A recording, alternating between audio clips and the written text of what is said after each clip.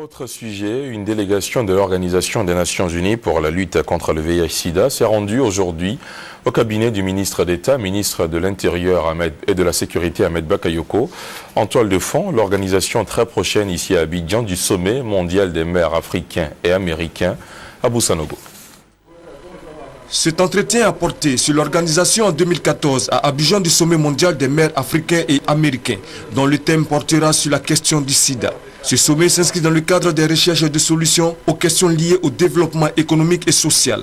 Il consistera à réunir les 10 maires pour identifier les problèmes des communes américaines et africaines en vue de mettre en place des cadres d'échange d'expériences dans les secteurs de la technologie, du commerce, des infrastructures, de la lutte contre la criminalité, de la bonne gouvernance et de la santé. Nous avons été très impressionnés par les efforts qui ont été entrepris par le ministère de l'Intérieur. Nous avons constaté un travail extraordinaire qui fera que la Côte d'Ivoire va accueillir plus de 80 pays qui vont venir pour deux raisons.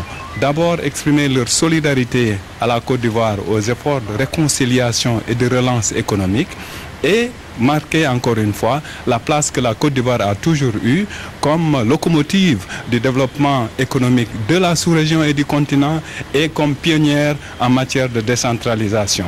Le ministre d'État Ahmed Bakayoko a rassuré ses hôtes de la détermination du gouvernement de tout mettre en œuvre pour relever le défi de l'organisation de ce sommet. Cette rencontre d'Abidjan enregistrera plus de 300 participants comprenant notamment les maires noirs des États-Unis d'Amérique, ceux de la sous-région ouest africaine, de la diaspora et de la Côte d'Ivoire.